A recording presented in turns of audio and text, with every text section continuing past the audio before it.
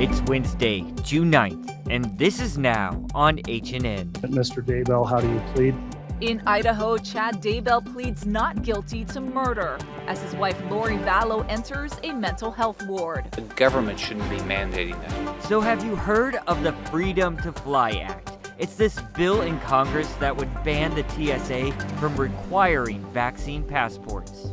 They are outside of the system. Working Americans pay the tax man with every paycheck, but not the ultra-rich. I'm Elise Preston with why you may owe more than a billionaire. But we have a lot of deals. Plus, we'll run down the prizes you could win if you enter Hawaii's vaccine incentive program. These stories and more coming up on This Is Now.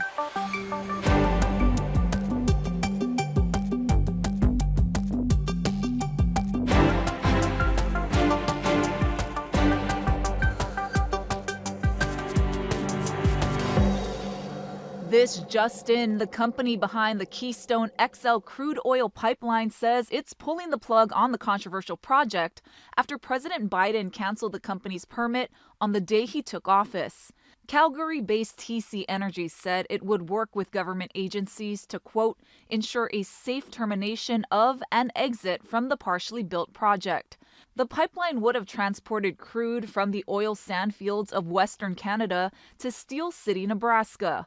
Construction on the 1,200-mile line began last year when former President Donald Trump revived the long-delayed project after it had stalled under the Obama administration.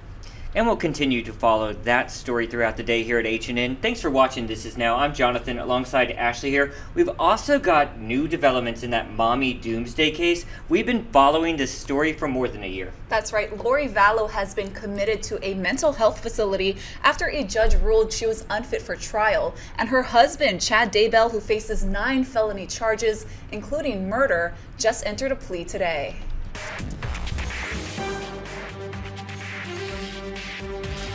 While not guilty pleas are entered as to all the counts in the indictment. Chad Daybell pleaded not guilty to killing Vallow's 2 children, JJ and Tylee, who were found buried on his Idaho property exactly 1 year ago today. Daybell also pleaded not guilty in the murder of his former wife, Tammy Daybell. Daybell married Vallow on Kauai weeks after Tammy's death. Tammy was found dead in the home she shared with Chad. It was initially believed she died of natural causes. Vallow, meanwhile, is in the custody of the Idaho Department of Health and Welfare, where she will be treated for no more than 90 days. Her mental condition will be evaluated throughout her treatment to see if she improves and is fit to proceed in the case.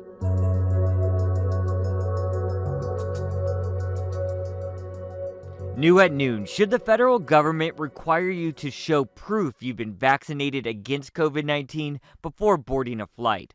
Florida Senator Rick Scott doesn't think so. He introduced a bill called the Freedom to Fly Act.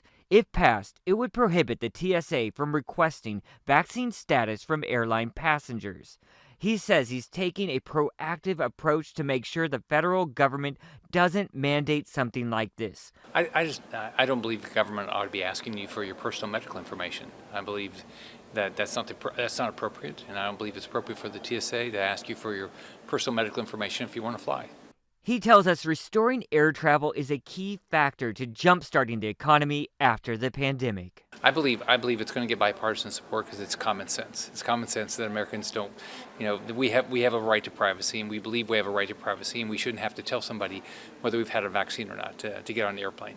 So keep this in mind. Department of Homeland Security officials say they have no plans to require vaccine credentials for Americans. I've talked to families all across the state of Florida, and they believe they have a right to privacy. They don't believe government ought to be mandating that anything personal about their medical history should be mandated by a government. And then that's whether it's a federal, state, or local. And so I want to make sure when you get on an airplane, this doesn't, you don't have to talk about your own personal health history. Of course, we still don't have quite clarification on what sort of implications that bill would have for our Safe Travels program here at home, if any at all. But meanwhile, let's turn the page onto some other news. We just got those numbers in from the State Department of Health. The state is reporting 46 new COVID infections today and no new fatalities. The breakdown by island shows 5 cases on the Big Island, 15 on Maui, 17 on Oahu, 4 people diagnosed out of state, and 5 of those cases are probable.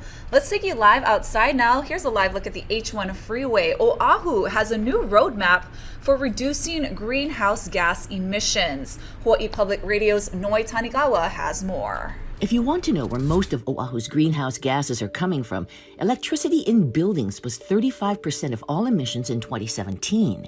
Ground transportation was 19%, according to the new Climate Action Plan. Matthew Gonzer heads the city's Office of Climate Change, Sustainability, and Resiliency. He says reducing emissions from large buildings is part of the plan, but so is spreading the benefits from green energy to more people. How do we hooey up together? How do we aggregate some purchasing power? How do we facilitate getting these cost savings directly onto people's roofs all around the island so that they can benefit in this transition? Gonzer says there are models out there like the successful Solarize campaign in Kekaha on Kauai. And he points out climate action is going to save some money as well. Huge amounts of savings. We currently export several billions of dollars annually to bring in the fossil fuels that now are requiring us to think about the impacts as a result of climate change. Gonzer says the emission reductions we'll need will mean changing patterns around ground transportation, how we get electricity, especially how we power our buildings, and what we do with waste. These sectors comprise 57% of Oahu's greenhouse emissions. One of the great exciting things about climate action is that it's really an economic prosperity proposal in terms of transforming our economy, investing in local, clean, green jobs, and bringing down long-term costs for residents and businesses. The long-term costs of inaction are important to keep in mind as communities grapple with tough decisions like who will pay for vanishing shoreline property or for retrofitting old buildings. The Climate Office seeks out citizen participation on the premise that people who meet on the way to these decisions become part of a more resilient community. There's great opportunity to bring direct economic and quality of life benefits to residents, but also savings to the city, savings to small businesses. Start by getting a state rebate for new appliances. Links with this story at hawaiipublicradio.org. Noi Tanigawa, HPR News. An update now on yesterday's breaking news at noon. Families who came all the way to Hawaii to visit Pearl Harbor spent tours yesterday on lockdown. Joint Base Pearl Harbor Hickam closed all its gates just after 9:30 a.m. yesterday and ordered everyone to shelter in place. The military did not reveal the security scare, but we're told it was a possible bomb threat on a ship. It's been kind of eerie hearing the sirens go off and the announcing, stay in place orders through the military intercoms and such. The military did give the all clear about 1:15 yesterday afternoon. Besides being protected from COVID-19, there are several more reasons to get vaccinated. Casey Lund joins us now with new information on the state's vaccine incentive program. Good afternoon. Well, one of the most pressing prizes is going to be selected this week, Friday. So you do have to sign up to enter to win the first of 10 installments of 100,000 Hawaiian airline miles. You do have to sign up for the first round by the end of the day tomorrow on Thursday. But there's a lot of other stuff happening to get people to get out and get their vaccinations. We're actually been here at L&L Barbecue this morning. They're giving away $1,000 in catering. A lot of different restaurants are actually participating. This is Tim from the Kahala location. Tim, thank you for being with us today. But I want to talk to Siobhan from the Hawaii Restaurant Association. Siobhan, we have a lot of business owners like Tim, like L&L Barbecue, other restaurants, and really other business. We talked to Chef Zone today that have jumped behind this effort. And there's a lot of people really trying to push folks toward the vaccination, correct? Yes, absolutely. We have a lot of, not only just prizes, but we have a lot of deals that are going on. So if you go to the HiGotVaccinated.com, you'll be able to check out all the different deals that everybody's offering. It's really easy to sign up. I signed up this morning at 3 a.m. before we came out here to do all this. You just put in your basic information. You do have to have at least one dose, of course. But I want to talk about the popularity of this. When I was anchoring the news this Saturday, I think we were saying something like 66,000 people have signed up for the incentive program. Where are we at now, numbers-wise? Currently, we're at just a little over 127,000. Very good. So, and I think just last night it was at 125. So people are starting to see, especially with the Hawaiian airline miles that are going, that's probably the big ticket item. I know Alaska Airlines also giving away some trips. There's a trip to Las Vegas, Zippies for life, and of course the $1,000 catering, perfect for graduation seeing, given by L&L Barbecue. So we want to remind you, you can go to hightgotvaccinated.com, enter to win. If you want to be in the running for those Hawaiian airline miles, the first round, again, you do have to sign up by the end of the night tomorrow, Thursday. For now, we'll send it back to you in studio. Tokyo-based Zip Air is preparing to launch to Hawaii. The Japan Airlines discount subsidiary is scheduled to start its Honolulu service next month, but only once a week. Zip Air, which is staffed by Japan Airlines employees, began passenger service last year with flights from Tokyo to Seoul and Bangkok. When the majority of us look at our paychecks, it can hurt to see how much you're paying in taxes.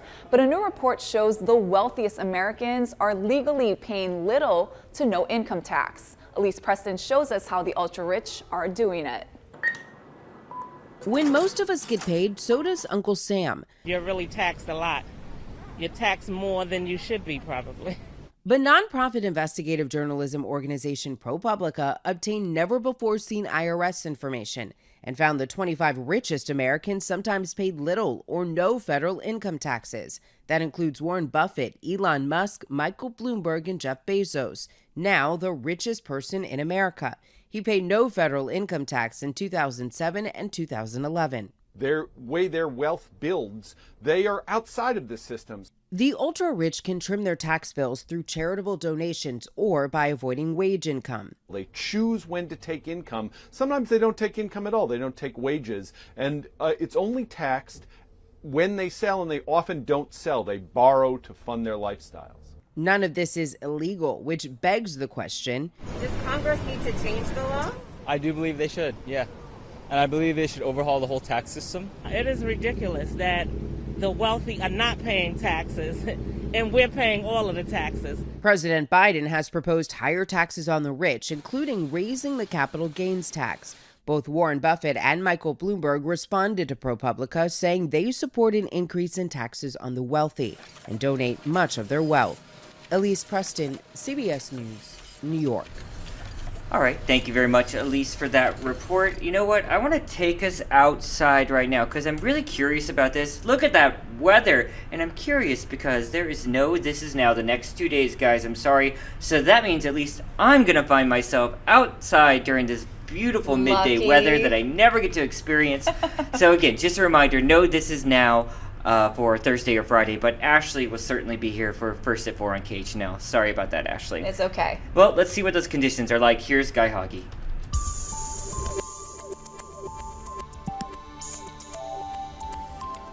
How's it on this Wednesday? The weather is looking fantastic. Trade winds are in control. They are pushing in a few light showers this morning, but they're spotty, right? Nothing widespread, and leeward sides aren't catching anything at all. Those trade winds already picking up speed. They'll be running at about 15 to 25 miles an hour from Maui to Kauai. Lighter wind speeds for Hilo and for Kona. In fact, Kona's got southerly winds, so it's going to be sticky down there on West Hawaii. Otherwise, beautiful trade wind weather. A little damp to start for some windward neighborhoods. Drier by midday. Lots of sunshine. High temperatures running to the upper 80s. But those trade winds will control the humidity levels.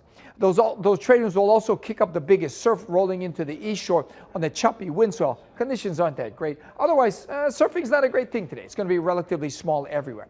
The weather, however, is going to be beautiful. Get outside and enjoy the best weather on the planet. Breezy trade winds will hang on through Friday. Lighter winds heading in for the weekend. Keep it here on Hawaii News Now. We'll have all your severe weather updates. The UH is getting nearly $250 million to run an ocean research program for NOAA. Here's a look at where that money's going. For over 35 years, the Joint Institute for Marine and Atmospheric Research, known as JIMAR, has fostered innovative collaboration between scientists at the University of Hawaii at Manoa and the National Oceanic and Atmospheric Administration. Now NOAA is embarking on a new institute, SIMAR, or the Cooperative Institute for Marine and Atmospheric Research. Last week, the award of $210 million went to the University of Hawaii. This more than doubles the amount of previous funding. Really cool things that comes across my desk and oh man, this is great. And this is the future, I think. SIMAR's main goal is to forecast the future of our ecosystem. It tracks the conservation, management, and resources in the Indo-Pacific region, expanding to 8 new research themes to meet the nation's economic, social, and environmental needs. Wave action on the coastline, erosion of our coastline, our beaches are going away. And there are people involved in SIMAR who are doing work on that, both for short-term prediction, so that people can be warned that something might be happening in 3 days. It's a difficult event or going to be an extreme event, but also for the long term, for planning purposes. This increase in funding for NOAA not only continues support for research programs, but it also provides critical data for the federal government. When we need to spin up a new initiative or a new project, typically we do that hand in hand with JIMAR, and we get that expertise from the UH system. As Deputy Director of the Pacific Islands Fisheries Science Center for NOAA, Tia Brown said SIMAR is intentionally broad to address future needs. The partnership spans NOAA-wide, and so that ceiling is really important to allow for the flexibility as new science evolves and new questions come up. We're going, climate science is on the horizon, and the new CI is going to offer a lot of opportunity, I think, for new directions as we recalibrate our focus on climate and ecosystems in general. It's really nice to see over the years how many University of Hawaii graduates have actually been hired into them, both through JIMAR first and then into the NOAA lab. Obviously some important funding there. Let's get to what the internet is talking about today. And you know what? We're already thinking about holiday shopping, right? Maybe. Not me either, to be honest. But if your holiday shopping includes going to buy a big TV or computer, well, think again, because one of the most popular shops to do so, Best Buy, says they will not be open on Thanksgiving this year. This marks the second year the retailer's physical location will be dark on the holiday. Target and Walmart have also said they won't be open either. This comes after years of retailers pushing the start date of Black Friday sales to Thanksgiving to sort of just ramp up sales in the brick and mortars even more. But critics had pushed back, saying employees deserve those days off. They do.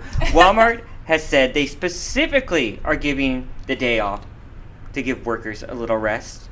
The retailers no longer see it is so necessary to have that brick and mortar open because of the strength of those online sales. At least that's what many experts are saying. I've never been a big Black Friday Thanksgiving shopper. Only when we're working, right? Right. Because we have to go and cover the lines, yeah. Because if I get an excuse to sleep in, I'm sleeping in. That's right. Yeah. Well, you may be disappointed the next time you order your favorite drink at Starbucks. The coffee giant is putting a hold on 25 menu items and ingredients because of pandemic supply issues and shortages. An internal company memo said the hold on those menu items will last until the issues are resolved. A Starbucks spokesperson said specific items will vary by market and store.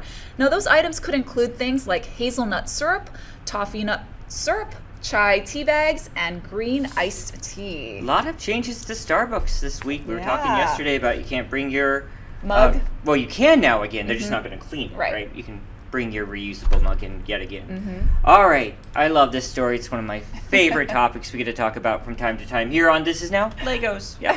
Once the trusty typewriter, well, it's sort of a relic now of the past, but it's making a comeback thanks to our friends at Lego. The legendary toy maker is launching a model of the old school item that features moving keys and a cartridge. Yeah, this set, which was targeted to older adult Lego builders like myself, includes 2,100 pieces and is designed to copy the style and function of a typewriter. It is adorable for our podcast listeners. I don't really see much Lego there. It looks like a typewriter, right? That's very cool. But get this.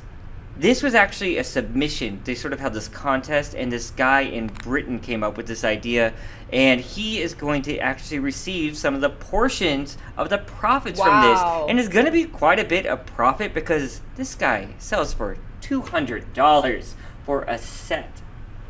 pretty pricey. Yeah, Legos are expensive Yeah. these days. You guys, actress Alyssa Milano says she's considering a run for Congress. She told the Hill newspaper that she may run in California's 4th congressional district in 2024. She's a Democrat who criticized former President Trump on social media, protested the confirmation of Supreme Court Justice Brett Kavanaugh, and testified in 2019 in support of the Equal Rights Amendment. Now, California's 4th congressional district is one of the state's few Republican strongholds. Representative Tom McClintock won his bid for re-election last year with 56% of the vote. Milano says she'll make the decision after the 2022 midterm elections. More entertainment news now. NCIS Hawaii is looking for extras. Here's Billy V with the information you need to know.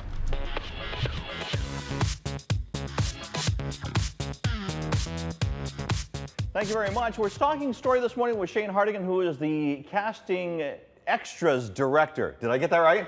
Close. Close Enough. okay. We'll accept it. We'll accept it. Thank you for being here for NCIS Hawaii. This is an exciting time. There's lots of production going on. There's tons going on right now. Have you been involved with other productions as well? I have. So we started, of course, with Magnum when we came back, and then rolled right on to Doogie Kamealoha, which has been out here, and now rolling on to NCIS Hawaii. How is NCIS Hawaii shaping out? Because, you know, a lot of people had questions. First of all, what are you looking for? We're looking for all kinds of people. You know, NCIS is off to a great start. We start shooting next week, and we're looking just for everybody across the board. I'm so excited. We really want to get all kinds of inclusion in on this project. So, of course, you know, the military, the HPD presence, but also the local community and shop owners and restaurateurs and anybody possible. Wow, okay. So as far as the shooting goes, do you know how big or how small the crews are that are working on the sets as far as cast and people that you're looking for? I know that because of COVID, some of the productions were small. Definitely, you know, it's so when we first started coming back in after COVID, things were really tight. And now, thankfully, due to COVID testing and protocols to really keep the crew and the cast safe, we're starting to be able to expand because we can create that safety bubble almost, that very healthy, safe bubble where we can say, hey, everybody gets COVID tested, everybody is wearing a mask, and we can put everybody in a group together. And so our numbers are actually growing a bit for what we can actually have on set. Okay, knowing that we're starting filming next week, you want to get going with people as soon as possible, I'm guessing. How do they become extras members? And what does that entail? You know, they can reach out to us. So we've done, now with COVID, we've tried to be a little more tech savvy because in the past I haven't been. So we're utilizing a lot of Facebook now, and we're growing our database. We actually have a digital database that's connected to our website now. But our Facebook page is Elise Hardigan Casting Hawaii. Okay. And from there, we post everything. So that way everybody gets an opportunity to submit, and they can email us in. And we're just asking for current selfies. You know, nothing crazy. We don't need headshots. We don't need resumes. Just some current selfies. As long as they know their clothing sizes, we're golden. And pretty much like that's the key to set. And then you know, of course, everybody has to get a COVID test before coming to work. And then on the day of work, it's, you know, 8 to 10 hours on set with us doing, you know, a wide variety, whether it's beachgoers, restaurant goers, or you're watching a plane crash or an explosion. We've got all kinds of stuff coming up. I know that you're mostly casting for extras, but are you casting for regular actors, speaking roles and stuff like that as well? So I personally am not, but we are, you know, now that NCIS is kicking off, I know Rachel Sutton at Ohana Casting and Brent Onbay are going to be looking for tons and tons of local talent. Okay, so that's one thing to keep an eye on, but if somebody wants to be an extras, you're the one to go to. Definitely, I'm the one to come to, or even if, you know, I would say even if they just want to foot into the industry, being an extra is the perfect way to get on set, see what's going on, and meet the crew, and then maybe become a PA or go work in craft services or go work as a grip. It's the perfect door into the industry. Thank you very much, Billy V, for that information. That's going to do it for This Is Now. Again, no This Is Now tomorrow or Friday. Have a good one.